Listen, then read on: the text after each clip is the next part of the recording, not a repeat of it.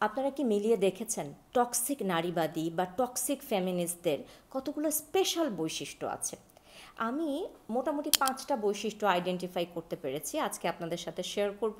আমি দেখি আপনাদের আরও আইডিয়া যদি থাকে আমাকে অবশ্যই সেগুলো কমেন্ট বক্সে জানাবেন। আমি মোটা দাগে আগে 5টা বৈশিষ্ট্য বলবো, তারপর একটু একটু করে চেষ্টা করব এগুলোকে একটু ভেঙে ভেঙে ঘটনা দিয়ে মিলিয়ে ব্যাখ্যা করার। প্রথম যে বৈশিষ্ট্যটা আমি দেখি টক্সিক নারীবাদী, আমি যাদেরকে ট্যাগ করছি তাদের মধ্যে এদের উইজডম বা আক্কেল বা প্রজ্ঞা, আপনি যেই শব্দ দিয়ে এটাকে আনেন, তলানি লেভেলে থাকে। একটা 3-4-এর বাচ্চাও যে জিনিসটা বুঝে, সহজ সরল সমীকরণ তারা কিছুতেই বুঝতে যাবে না। বুঝবে না মানে ভালোই লাগতেছে না, খেলবো না, বুঝবো না টাইপের অবস্থা। কেন বলছি একটু পরে বলবো। 2 নাম্বার হচ্ছে অধিকাংশ সময় তারা জীবনে যে সিদ্ধান্ত নেয় বা যা তারা সম্মিলিতভাবে করে, বেশিরভাগ ক্ষেত্রেই তারা এটার কনসিকুয়েন্স বা একটা অ্যাকশনের পরবর্তী ঘটনা প্রবাহের কি হতে পারে, ফেরত আসতে পারে, এটা নিয়ে আগে চিন্তা করে না। ঘটনাটা আগে ঘটায়, তারপরে তারা চিন্তা করে, বা আদৌ চিন্তা করে কিনা আমি সেটাও জানি না পরে। এটা বলতে কি বোঝাচ্ছি একটু পরে বলবো। এরা সব কিছুতে কুল হইতে চায়, ঠিক আছে? এবং এই কথাটা আসলে ভুল, সব কিছুতে কুল হইতে চায় না। আপনি দেখবেন এদের কুলনেস মূলত 3টা জায়গায় আটকায় থাকে। এক হচ্ছে প্রকাশ্যে সিগারেট খাওয়া, 2 নাম্বার হচ্ছে পিরিয়ড নিয়ে কথা বলা বা মাসিক নিয়ে মন খুলে কথা বলতে পারা, এবং 3 নাম্বার যে বৈশিষ্ট্যটা সেটা হচ্ছে যে জামা কাপড়, খোলামেলা জামা কাপড় পরা। এবং এই বৈশিষ্ট্যগুলো যখন এগুলো তাদের খুব মানে থাকে না যে ছোট ছোট জিনিস, যেগুলো জিনিস সাধারণ মানুষ আমরা চিন্তাও করি না, কিন্তু এগুলোই তাদের জন্য বিশাল বিশাল বিশাল একটা এজেন্ডা, যে শুধু এগুলো নিয়েই থাকতে হবে। নারীবাদীর আর কোনো টপিক নাই আল্লাহর দুনিয়াতে, নারীবাদী আর কোনো টপিকই এক্সিস্ট করেই না। আমরা মূলত এই কটাতেই থাকবো। টক্সিক নারীবাদীর একটা খুবই উল্লেখযোগ্য বৈশিষ্ট্য। 4 নাম্বার যে বৈশিষ্ট্যটা, আল্লাহর দুনিয়ার সকল ধরনের ঝামেলা পাকানোর পরে এরা বিশাল ভিকটিম সাজবে, যে তারাই ভিকটিম। আল্লাহর দুনিয়ার সবাই তাদের প্রতিদ্বন্দ্বী, তারাই শুধু ঠিক আছে, দুনিয়ার মানে চলতেছে না, দুনিয়ার কোনো কিছু ঠিক নাই। এবং 5 নাম্বার বৈশিষ্ট্য, এবং যেটা খুবই খুবই গুরুত্বপূর্ণ বৈশিষ্ট্য, তারাই শুধু নিজেদেরকে ফেমিনিস্ট দাবি করে, এবং কোনো মেয়ে বা পুরুষের মধ্যেও ইভেন যদি তারা একটা বিশেষ বৈশিষ্ট্যের উপস্থিতি দেখে, তাহলে সাথে সাথে নারীবাদী থেকে নাম কাটা। তার নাম হচ্ছে লজ্জা। আপনি ফেমিনিস্ট হবেন, আপনার একটু একটু লজ্জা থাকবে, একটু একটু কোনো টপিকে সাইনাস থাকবে, আপনি একটু সামাজিক প্রেক্ষাপট, রিলিজিয়াস প্রেক্ষাপট নিয়ে সামান্য একটু ধরেন কনজারভেটিভ একটা অপিনিয়ন বিলিভ করবেন, নাম কাটা। সো আমি মনে করি এই 5টা হচ্ছে টক্সিক ফেমিনিস্টদের চরম চরম, আমি বলবো মানে তাদেরকে আইডেন্টিফাই করা যায় খুবই সহজে এই 5টা বৈশিষ্ট্যের মধ্য দিয়ে। I can go wrong, but আমি আমার এই এত বছরের এক্সপেরিয়েন্সে যা দেখেছি, আমার এই 5টি বৈশিষ্ট্য তার আঙ্গিকে আসলে দাঁড় করানো। এখন একটা রিসেন্ট ঘটনা দিয়ে এই একটা একটা করে একটু ব্যাখ্যাগুলোর মধ্যে দিয়ে আসি। আমরা সবাই জানি যে খুব রিসেন্টলি একটা মব ভায়োলেন্সের মতো হয়েছে, যে দুজন নারী রোজার মধ্যে প্রকাশ্যে ধূমপান করছিলেন, এবং একজন বয়স্ক ভদ্রলোক তাতে বাধা দিয়েছেন, তার বাজে কথাও বলেছেন, গালিও দিয়েছেন। আমি মেনে নিচ্ছি এই পক্ষ থেকেও ফিজিক্যালি হার্ম করা হয়েছে, এবং পাবলিক তখন একটা পর্যায়ে মেয়ে দুটোর উপর ক্ষেপে গেছে, বা সোশ্যাল মিডিয়া থ্রুতে যতটুকুন আমার পর্যন্ত এসছে আমি তার ভিত্তিতে এই ঘটনাটা নিচ্ছি। পরবর্তীতে নারীরা রাস্তায় দাঁড়ালেন এবং তারা প্রতিবাদ করছেন যে তারা পুরুষতান্ত্রিক সমাজ নিপাত যাক, এটাতে খুবই নোংরা একটা শব্দ ব্যবহার করেছেন। স্বরাষ্ট্র উপদেষ্টার পদত্যাগও তারা দাবি করেছেন। অল দিস কারণ উনি বলেছেন নারী পুরুষ যেই হন, ধূমপান তো আসলে পাবলিক প্লেসের কথা যদি বলি, এটা একটা শাস্তিযোগ্য অপরাধ। এখন এই পুরো কনটেক্সটটা যদি আমরা একটু খেয়াল করি, 1 নম্বর কেন বলছি এদের উইজডমটা কম, কারণ হচ্ছে ধরেন অবশ্যই আমি মেনে নিলাম ছেলে এবং মেয়ে, আমি মোটা দাগে আগে এটাকে ক্লিয়ারিফাই করি আমার স্থান, সেটা হচ্ছে নারী পুরুষ সবার জন্য ধূমপানটা স্বাস্থ্যের জন্য, অ্যাজ আ ডক্টর আমি বলছি স্বাস্থ্যের জন্য ক্ষতিকর। তাই আমার জন্য যখন একজন নারীকে আমি স্মোকিং করতে দেখি, আমি জিনিসটাকে এভাবেই দেখি যে পুরুষের জন্য ক্যান্সার যেরকম একটা রিস্ক, স্মোকিংয়ের আউটকাম হিসেবে একজন নারীর জন্যই তাই। এখন আসেন, আপনার চয়েস হলো বা আপনার ডিসিশন হলো আমি স্মোক করব, এটা অবশ্যই আপনার একটা রাইট হতে পারে, কিন্তু ওই যে বললাম প্রজ্ঞাটার অভাব, এটার কারণ হলো আপনাকে স্থান, কাল, পাত্র এই তিনটা জিনিস এই তিনটা জিনিসে একটা মানুষ কীভাবে ফাংশন করে আমরা এটা দিয়ে তার প্রজ্ঞাটা বুঝতে পারি। ধরেন আপনি যদি উদাহরণটা এভাবে নিতেন যে গুলশান বা বনানীর কোনো একটা রাস্তায় ওপেনলি আপনি যখন স্মোক করছেন, যেটা আমি বলবো যে কালচারালি এটাকে কোনো কালচার শক দেয় না, রাইট? তাই এইখানে একজন 65 বছর বা 70 বছরের বৃদ্ধ যদি আপনাকে স্মোক করতে দেখতেন, তিনি যেভাবে রিয়্যাক্ট করবেন ইজ ভেরি ডিফারেন্ট যেখানে যেই কালচারাল কনটেক্সটে বা যেই এলাকাতে এই জিনিসটা অ্যাবসেন্ট। বাংলাদেশ এমন একটা জায়গা যেখানে ছোটোবেলা থেকে, এটা আমি আমার ছোটোবেলা থেকে মিলিয়ে বলছি, যে সিগারেট খাওয়াটাকে আমরা মিলিয়ে সবসময় মিলাতাম অভদ্রতার সাথে, স্পেশালি যদি আমরা খুব ইয়াংদের স্মোক করতে দেখতাম। আগের দিনে দেখবেন মুরব্বিকেও হেঁটে গেলে আমরা সিগারেটটা পেছনে লুকানো হতো। সো এখানে আমি 1 নম্বর যে কথাটা বলছি যে টক্সিক ফেমিনিস্ট আমি কাদেরকে বলছি, যে তাদের একটা বৈশিষ্ট্য হচ্ছে তাদের প্রজ্ঞার এই অভাবটা থাকে। প্রজ্ঞার এই অভাব থেকে তারা কতগুলো জিনিসকে একসাথে বুড়ো আঙ্গুল দেখাতে শুরু করেন। তার মধ্যে একটা হচ্ছে যে কোনো স্ট্যাবলিশড সামাজিক প্রথা যেগুলো মোটা দাগে খারাপ না। যেমন আমি যদি মোটা দাগে বলি, এখানে একটা প্রশ্ন আসতে পারে যে বয়স্ক ভদ্রলোক কারেক্ট করতে চাচ্ছিলেন, তিনি সুন্দর করে কারেক্ট করতে পারেন নাই এবং তিনি খুব গালি দিয়েছেন। আমি এটার প্রতিবাদ জানাচ্ছি এবং আমি বলছি এটা করা উচিত হয় নাই। কিন্তু আমি যদি জিনিসটাকে এভাবে আনি যে একজন বয়স্ক মানুষ ইয়াং কাউকে সামনে সিগারেট পেতে দেখলে কালচারালি ইটস ওকে, সামাজিক প্রথা হিসেবে এটা কোনো খারাপ জিনিস না যে একজন তাকে আমরা বাধা দেবো যে বাবা এটা তো ঠিক না, বাবা এটা তো এটা।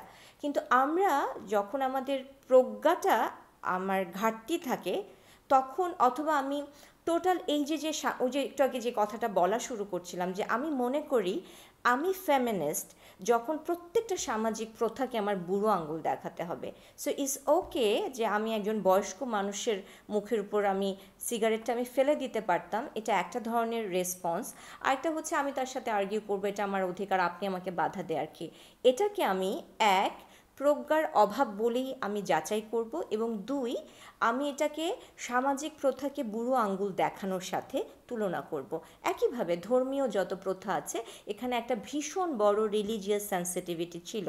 একজন পুরুষও যদি আপনারা খেয়াল করে দেখবেন যে রোজার সময় যখন পাবলিকলি স্মোক কয়জন আসলে খুব সাহস নিয়ে করেন, একটু কিন্তু লুকিয়ে করেন, হয়তো ওই বাড়ির ওই সীমানাতে গিয়েও করেন যাতে দেখা না যায়। সো এই যে একটু হালকাখানি ডিসেন্সি, কারণ অবশ্যই আমি দাবি করতে পারি যে এটা আমার অধিকার, কিন্তু এই সমাজে একসাথে অনেক মানুষ থাকে, তাই অধিকার প্রত্যেকেরই আছে, প্রত্যেকে একটা নির্দিষ্ট রকমভাবে দেখতে চায়। তাই আমার অধিকার যদি হয় আমি সিগারেট খাওয়াটাকে আমার একটা অধিকার মনে করি, ওকে, মোস্ট ওয়েলকাম। দেন আপনাকে যেটা রেসপেক্ট করতে হবে সেটা হচ্ছে স্পিরিচুয়াল বা রিলিজিয়াস বা কালচারাল যেই কনটেক্সটটা আছে সেটাকে। আপনি আপনার রুমে স্মোক করেন, আপনি আপনার ফ্রেন্ডদের সাথে যে কোনো একটা জায়গায় যেখানে এটা কোয়েশ্চেন হবে না এমন একটা জায়গায় স্মোক করেন। আপনি যে জায়গাটা বেছে নিয়েছেন আপনি জানতেন this is not a right place, এটা আপনি খুব ভালো মতো করে জানতেন, আপনারা খুব ভালো মতো করে জানতেন। এবং এটাই আমি টক্সিক ফেমিনিজমের 2 নম্বর পয়েন্টে এনেছি যে অধিকাংশ টক্সিক ফেমিনিস্ট কনসিকুয়েন্স নিয়ে চিন্তা করে না। তারা যে কোনো একটা ঘটনা ঘটাবে এবং তারপর এটারই 3 নম্বর বৈশিষ্ট্য যে তারা ভিকটিম প্লে করা স্টার্ট করবে। 1, আমার উইজডমই নাই, আমি কি করছি। 2, আমি কোনো কনসিকুয়েন্স নিয়ে চিন্তা করি নাই। 3, আমি সব সময় ভিকটিম, সব সমস্যা পুরুষতন্ত্রের, সব সমস্যা তন্ত্র দিয়ে যেটা আপনারা লিখেছেন নিপাত যাক সেটার। That's wrong, that's absolutely wrong. So আপনি কখনো একটা সমাজের পরিবর্তন করতেই পারবেন না যদি আপনি কখনো এর একেবারে রন্ধ্রে টিকে থাকা প্রথাগুলো বা রিলিজিয়াস ইস্যুসগুলোকে আপনি রেসপেক্ট না করেন। তার অনেকগুলো আপনার পছন্দ নাও হতে পারে, তাহলে স্ট্র্যাটেজিক্যালি আপনাকে আসলে প্লেস করতে হবে এর মধ্যে আমি আমারটার জায়গা কতটুকুন পাবো।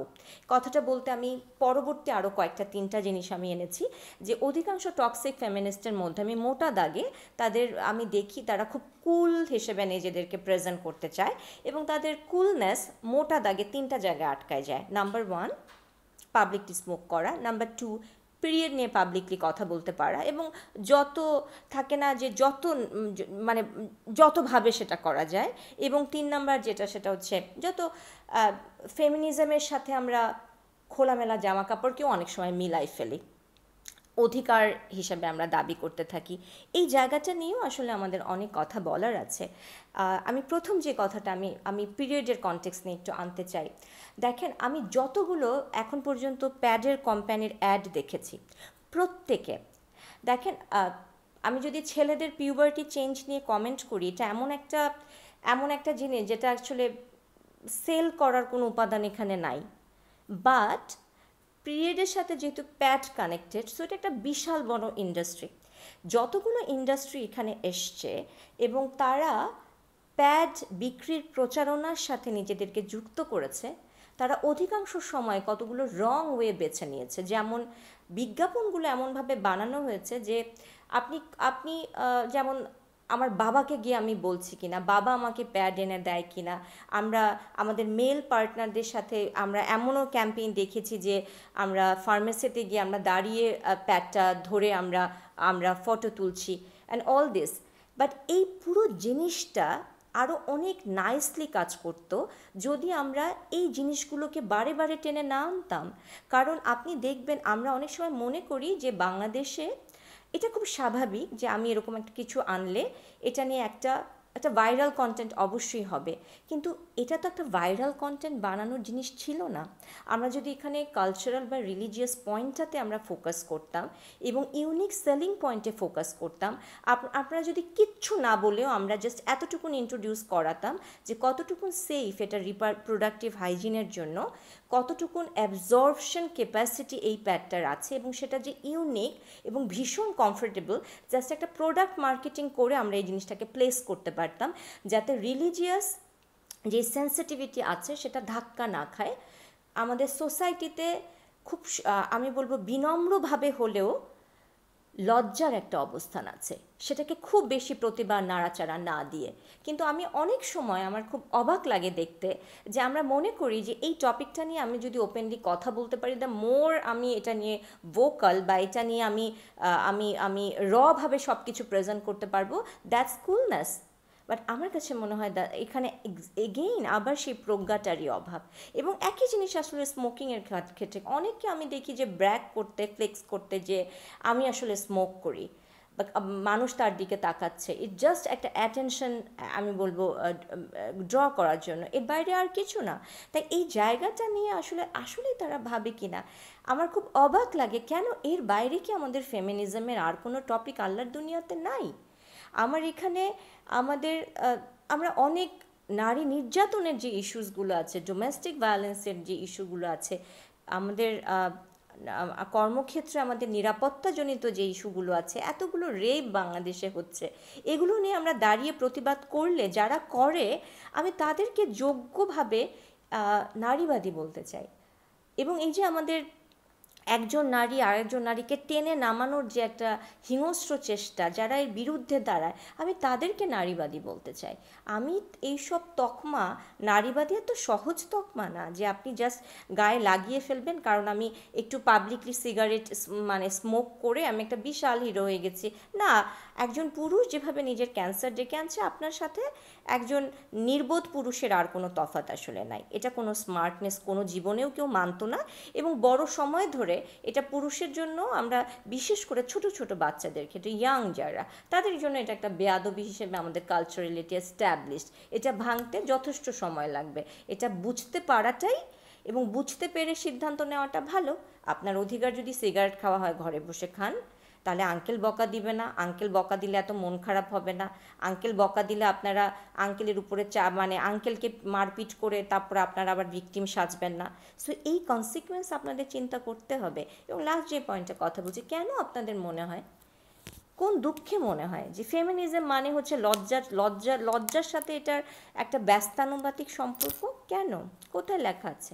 কেন একটা মানুষ থাকে না যে ফেমিনিনিটির যত সুইটনেস আছে, যেমন নার্চার, কেয়ার, সাপোর্ট, লাভ, এগুলো প্রত্যেকটাকে আপনাদের টক্সিক ফেমিনিস্টদের এত উইকনেস কেন লাগে? All these are beautiful aspects of femininity. We have to celebrate these things. এবং আপনারা যদি এটা সেলিব্রেট করতে পারেন, অ্যান্ড দেন আপনার যে যোগ্যতা আছে, আপনার যে পোটেনশিয়াল আছে, সেটা দিয়ে আপনি সমাজে আমাকে প্রমাণ করে দেখাতে পারেন you are beneficial for the society, আমি আপনাকে স্যালুট করব। আমি আপনাকে একজন যথেষ্ট শক্তিশালী নারীবাদী হিসেবে মেনে নিব। কিন্তু আপনি যতবার এর অন্য একটা পথ ধরে আসার চেষ্টা করবেন, শুধু আমি না, আমার মতো বহু মানুষ আপনাদেরকে প্রপার নারীবাদী বলবে না, আপনাদেরকে নারীবাদী আমরা বলি না, আপনাদেরকে টক্সিক ফেমিনিস্টদের আমি পয়জন বলে মনে করি, সোসাইটির জন্য পয়জন বলে মনে করি। এবং এই কথাটা আমি আনঅ্যাপোলোজেটিক্যালি বলতে চাই। আমি এজন্য বলতে চাই যে আমাদের রাইটস সবার আছে। আপনার যেরকম একটা রাইটস আছে, আপনার ওইটাকে পছন্দ না করার রাইটটাও আমার আছে। তাই এই সোসাইটিটা আমাদের দুজনেরই একটা জায়গা। দুটো এক্সট্রিমই খারাপ। আমরা যতটুকুন রেসপেক্টফুল হতে পারি, আমি আপনার জন্য কতটুকুন জায়গা ছাড়বো, আপনি আমার জন্য কতটুকুন জায়গা ছাড়বেন, এখানে একটা খুবই ভালো ইন্টেলেকচুয়াল ডিবেট আছে এবং ওইটা নিয়ে যথেষ্ট পড়াশোনা করার দরকার আছে। বিশেষ করে যখন আপনারা স্ট্র্যাটেজি বানান। Now we are living in 2025, ওই বস্তা পচা মাসিকের গল্প আর স্মোকিং আর জামা কাপড় আর ভাল লাগতেছে না। আমাদের স্মার্ট হবার আরও অনেক জায়গা আছে এবং নারীদের জন্য করবার এত জায়গা আছে। আমার কাছে মনে হয় না যে 24 hours a day is enough. আমার কাছে মনে হয় না 30 years life time is enough. আপনি যদি আসলেই করতে চান, there are wonderful things you can do for the female community. আমি যদি এটাকে এক কথা এটাকে আনি, এবং those people, I know people যারা আপনার মতো আসলে থাকে না, যে যারা টক্সিক ফেমিনিস্ট, তাদের একটা কাল্ট আছে। কিন্তু এর বাইরে ইন লাইফ আপনি যদি আসলে ট্রু ফেমিনিস্টদের দেখা পান, those are wonderful human being. Even এটার মানে এই না যে এমনও হতে পারে আমি বলি যে আমার বাসায় যে মেয়েটা ঘর মুছে দিয়ে যায় না, আমি তার মধ্যেও একটা শক্তিশালী ভীষণ সুন্দর নারীত্ব দেখেছি। আমার অফিসের যে বস আমি তার মধ্যে দেখেছি, আমার যে টিচার আমি তার মধ্যে দেখেছি, রাস্তায় দাঁড়িয়ে থেকে নিজের সম্ভ্রমের জন্য গর্জে ওঠা মেয়েটার মধ্যে আমি দেখেছি। বাট সেই সৌন্দর্যটা অনেক ডিফারেন্ট একটা সৌন্দর্য। আপনারা যারা টক্সিক, আপনারা সেটা দেখতে পান না। এবং আমি অবশ্যই আপনার সমস্ত অন্যায্য দাবি মেনে নিতে রাজি নই, প্রস্তুত নই। শুধু আমি না, আমার মতো অনেকেই প্রস্তুত নই। তাই আপনারা ফেমিনিস্ট অবশ্যই, বাট সরি, আপনাদের জন্য এর আগে টক্সিক শব্দটা বেছে নেওয়াটার অধিকারও আমাদের আছে।